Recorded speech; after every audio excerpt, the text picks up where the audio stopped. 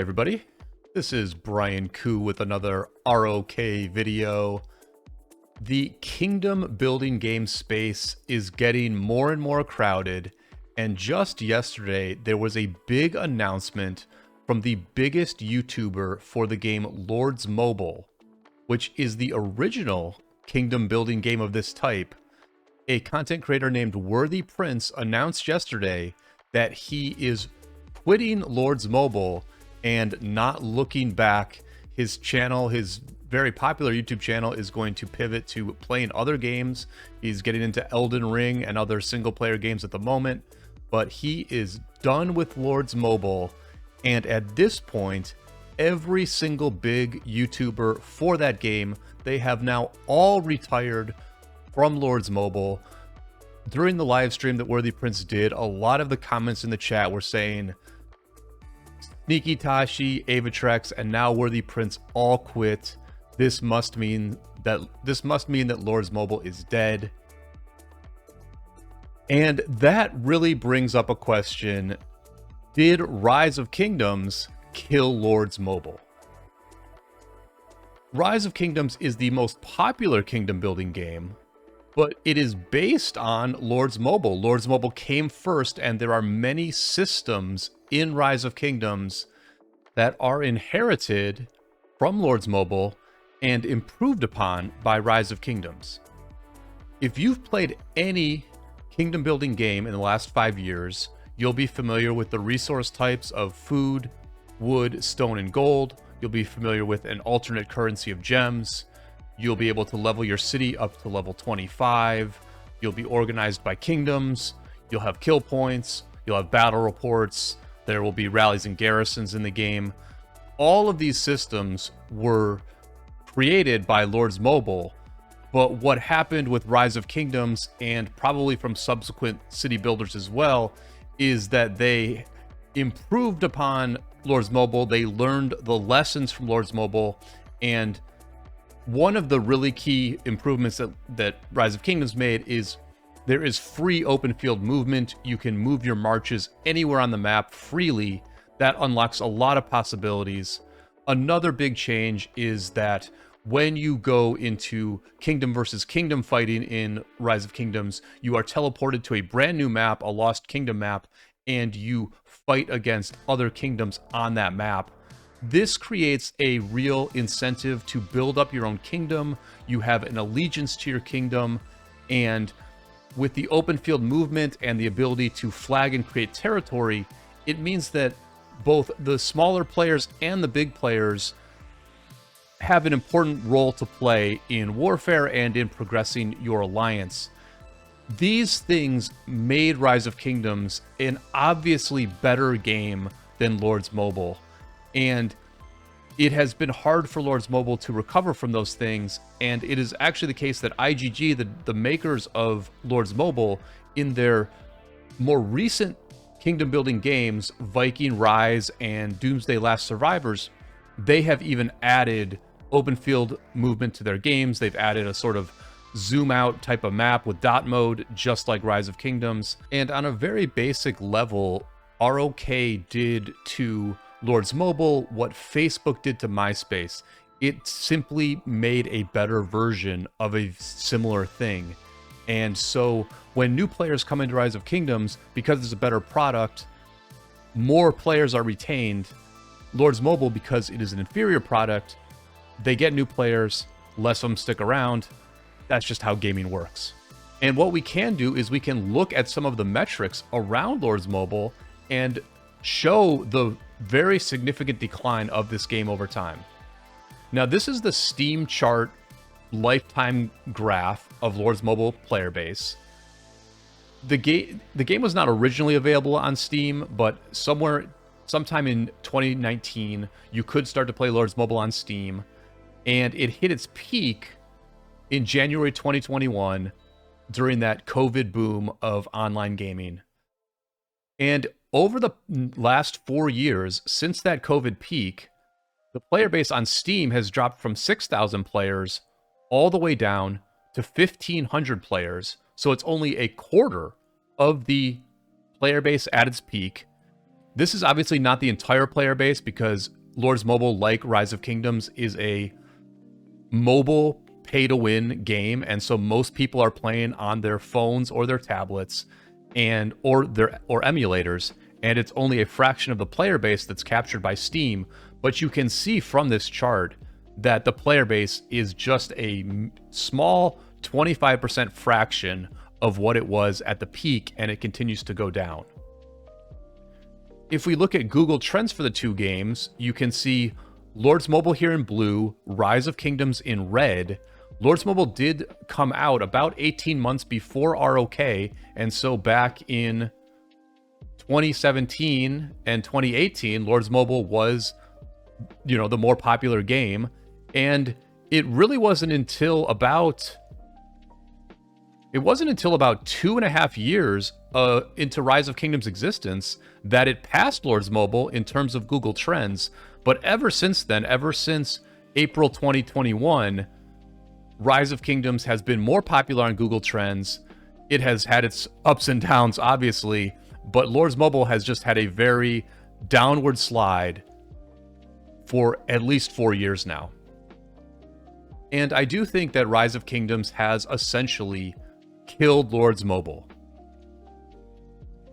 Rise of Kingdoms has well over 50 content creators, frequently making YouTube videos about the game. They have done a lot to incentivize content creators, whereas when I watch Lords Mobile content creators, I never hear them say anything good about the company that develops the game, IGG, and it doesn't, and the ecosystem around social media for Lords Mobile is just really, really struggling at this point. The player base is shrinking. When the player base shrinks, a couple of things happen. Number one, YouTubers get fewer and fewer views, and so they are making less and less money for their content. Worthy Prince, in his retirement stream, did cite the fact that his recent videos were getting maybe 10 to 15% the number of views as they were getting at the peak. Another thing that happens as a game dies is that whales have less and less incentive to spend money in the game. A whale in a competitive kingdom building game is only as good as the community around it. If there's no one there to care and there's no one there to fight, then the strength of your account and the number of kill points you have, it's like a tree falling in a forest when no one can hear it, right? So if community is the most important thing, it's interesting to look at the business decisions IGG made around Lords Mobile and what that means for the future of this genre and for their company. IGG cynically took advantage of their player base, especially the whale end of their player base. They added more and more systems where whales had to spend money to add these new astrolite crystals or gear upgrades or certain rally technology upgrades, as well as new castle skins all the time that gave you more stat boosts. It was just an endless parade of things whales had to buy in order to compete with the other rally and garrison captains in the game. As that happened, whales very quietly stopped playing the game, stopped spending, and it suffered a quiet and silent death in that way. One can look at IGG's actions in one of two ways. One way is to say they just greedily and cynically tried to extract as much money from the player base as they could. They were short-sighted in doing so, but they made the money when it was in front of them. The other slightly more charitable way to interpret their actions is to give them credit for realizing that Lords Mobile was an inferior product. They tried to milk Lords Mobile for everything they could with the hopes that their newer kingdom building games with the modern features would be able to last longer and be more of a success. It is worth noting that their two current kingdom building games, their newer kingdom building games, are both less popular than Lords Mobile is today. And that really suggests that some of these companies making these pay-to-win games, because this genre is so new, they have not necessarily learned all the lessons that people will learn in the future. You know, brand is a very big deal. Brand is a huge aspect of the value of these companies, and the way that brand image is transmitted across the world now is very different than it used to be. Nowadays, you have social media, you have all these micro communities where word of mouth travels very quickly. And for IGG to really tarnish their brand image by being super greedy on their first kingdom building game, it begs the question, can any of their kingdom building games, or can any of their pay-to-win games in general, be successful in the future when that reputation is already embedded in who they are? Because word does travel fast, and people remember. And you have to think about that in relation to how Rise of Kingdoms is treating their player base relative to their ability to generate profits. Rise of Kingdoms, in my opinion, Rise of Kingdoms has made a business model change over the last year or two. As live service games has become more of a holy grail in the gaming industry, it seems as though Lilith has increased how they value this very successful live service game. Lilith has what every gaming company in the world wants. They have a game that generates them ongoing, sustainable revenue. And we have seen them at least slow down on Crystal Tech. Crystal Tech has not gotten more expensive over time. We've seen them be generous with events like the Commander Swap, which was, you know, by far the most generous event that the game has ever done. We've seen upgrades to the game, like new graphics, lots and lots of quality of life upgrades. I mean, do you remember when we used to scroll through dozens of battle reports trying to figure out if a march had a positive trade or a negative one? Whereas now we just look at the percentage and move on. There's been a lot of good improvements to Rise of Kingdoms, and I do think that the game balance is better than ever at the moment, other than ranged marches. Ranged marches are too strong.